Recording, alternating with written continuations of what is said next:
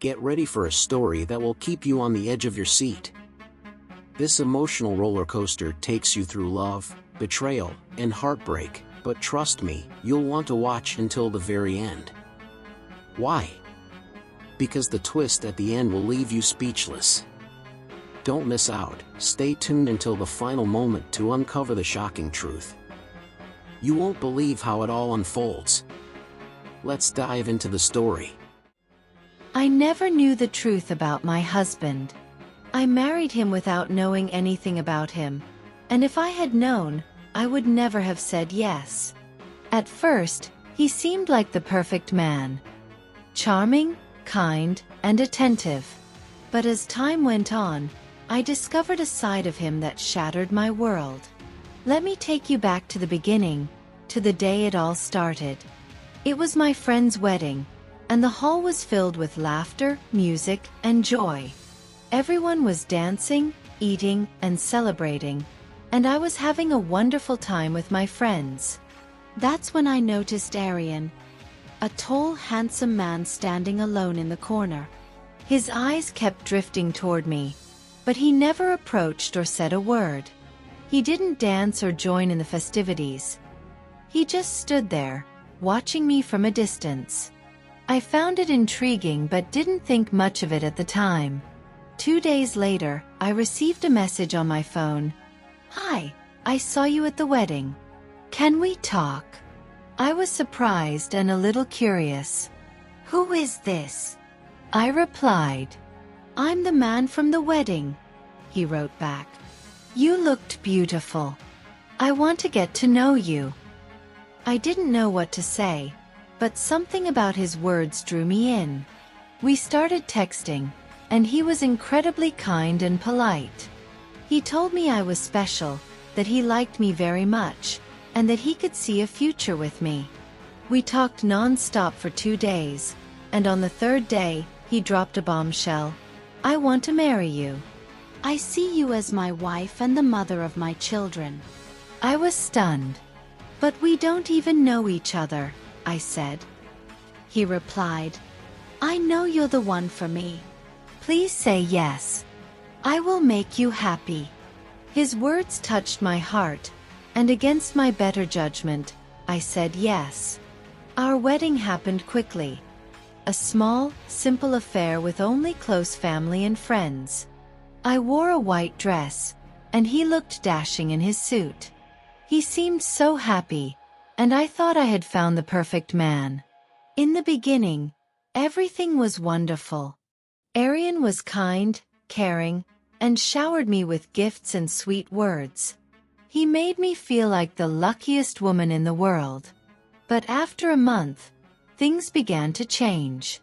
One day, I noticed him smiling at his phone. "Who are you texting?" I asked. "Just a friend," he replied quickly, slipping his phone into his pocket. I didn't think much of it at the time. I trusted him completely. Months turned into years, and we had 2 beautiful children, a boy and a girl. Life seemed good, and I thought we were a happy family. But then, Arian started coming home late, claiming work was keeping him busy. He stopped spending time with me and became secretive about his phone. I began to suspect something was wrong, but I didn't confront him. I hoped it was just a phase, that things would go back to how they were. One night, he left his phone on the table and went to another room. My curiosity got the better of me, and I picked it up. What I found shattered my world. There were messages from another woman. Romantic, intimate messages. He called her my love, and my everything. I couldn't believe my eyes. He had never told me he loved me, but he was saying it to her. Tears streamed down my face as I scrolled through their conversations. He had been buying her gifts, taking her out, and even spending days with her. The worst part? The woman was someone I knew. Mira, a woman from my village. She wasn't younger or more beautiful than me. In fact, She was 5 years older than Arian and had 3 children.